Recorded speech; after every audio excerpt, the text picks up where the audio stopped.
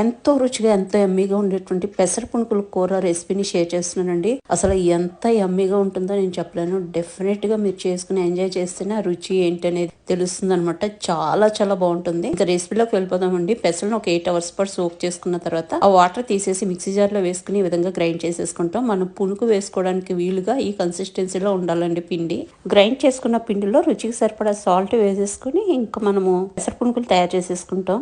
Oil పెట్టేసుకుని చిన్న చిన్న పెసర పునుకులు వేసేసుకుంటాం. మనం వేసేటప్పుడే పెద్ద సైజు వేసుకున్నాం అనుకోండి, కర్రీ అయ్యేటప్పటికి చాలా పెద్దగా అయిపోతాయి అనమాట. అలా ఉంటే బాగుండదు. కాబట్టి మనం వేసుకున్నప్పుడే చిన్నగా వేసుకుంటే సైజు మనకి కూర అంతా రెడీ అయ్యేసరికి ఆ కూరలో ఉన్న వాటర్ అది పీల్చుకుని అది సాఫ్ట్ అవుతుంది కదండి. అప్పుడు ఆ సైజు పెద్దగా ఉంటుంది, బాగుండదు. ఇప్పుడే మనం ఈ సైజులో వేసుకుంటే ఏంటంటే మనకి కర్రీ అయ్యేటప్పటికి పర్ఫెక్ట్ గా ఉంటుంది అనమాట. ఇంకా ఫస్ట్ వై అయిపోయింది, తీసేసాను. సెకండ్ వై కూడా వేసుకుంటున్నాను. లో ఫ్లేమ్ లో మనం చక్కగా ఫ్రై చేసుకుంటే లోపల వరకు చక్కగా వేగుతాయండి. ఇంకా ఇది కూడా చక్కగా వేగిపోయింది. వీటిని కూడా పక్కకు తీసేస్తున్నాను. ఈ లోపు నేను ఒక 3 ఆనియన్స్ ని చిన్న ముక్కలుగా కట్ చేసి పెట్టుకున్నాను. 2 పచ్చిమిర్చిని కూడా కట్ చేసుకున్నానండి. ఇప్పుడు బాణాలు పెట్టేసుకుని 2 టేబుల్ స్పూన్ల ఆయిల్ వేసుకున్న దాంట్లో మనం కట్ చేసుకున్నటువంటి ఆనియన్స్ వేసేసుకున్నాను. చాలా ఫైన్ గా తరుక్కుంటే చాలా బాగుంటుందండి. ఇంకా పచ్చిమిర్చిని కూడా ఇక్కడ యాడ్ చేసేసుకున్నాను. ఇప్పుడు దీంట్లో రుచికి సరిపడా సాల్ట్, 1 టీ స్పూన్ వరకు పసుపు యాడ్ చేసేసుకుని చక్కగా ఫ్రై చేసుకుంటామండి. ఇలా కొంచెం ఫ్రై అయ్యి ఆనియన్ వదులుతూ ఉన్నప్పుడు 1 టీ స్పూన్ వరకు అల్లం వెల్లుల్లి పేస్ట్ వేసేసుకుని మొత్తం అంతా మిక్స్ చేసుకుని మూత పెట్టి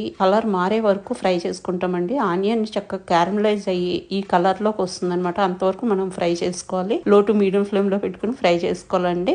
ఆనియన్ వేగిపోయింది కాబట్టి మనం వేసుకున్నటువంటి పెసర పునుకుల్ని ఇక్కడ యాడ్ చేసేస్తాము. 1 టేబుల్ స్పూన్ కారము, అదేవిధంగా 1 టీ స్పూన్ నిండా గరం మసాలా వేసేసుకుంటామండి. కొంచెం కరివేపాకు కూడా ఇక్కడ యాడ్ చేసేసుకుంటాము. యాడ్ చేసుకుని ఒకసారి మొత్తం అంతా మంచిగా మిక్స్ చేసేసుకుంటాం. మనము మిక్స్ చేసేసుకున్న తర్వాత 1 గ్లాసు వాటర్ యాడ్ చేస్తామండి. యాడ్ చేసుకున్న తర్వాత మళ్ళీ మొత్తం అంతా ఒకసారి మిక్స్ చేసుకుని కొంచెం కొత్తిమీర కూడా యాడ్ చేసేసి ఒకసారి మిక్స్ చేసుకుని మూత పెట్టేసి మనము ఒక 5 to 8 minutes పాటు లో టు మీడియం ఫ్లేమ్ లో ఉడకనిస్తామండి. ఆఫ్టర్ 8 minutes మనకి చక్కగా వాటర్ అంతా ఎగిరిపోతూ దగ్గరికి అయిపోతుంది అనమాట. ఇంకొంచెం వాటర్ కనిపిస్తుంది, ఇంకొక నిమిషం ఉంటే సరిపోతుందండి. ఈ విధంగా మనకి కర్రీ రెడీ అయిపోతుంది అనమాట. మనం వేసిన ఆయిల్ పక్కకి కనిపిస్తూ ఉంటుంది. చక్కగా వాటర్ అంతా ఎగిరిపోయిందండి. ఇంకా రెడీ టు సర్వ్ అనమాట. వేడి వేడి అన్నంలో ఈ కర్రీ వేసుకుని తిని చూడండి, అద్భుతంగా ఉంటుందండి. డెఫినెట్ గా ఒకసారి ట్రై చేసి చూడండి, మీకు చాలా చాలా నచ్చుతుంది.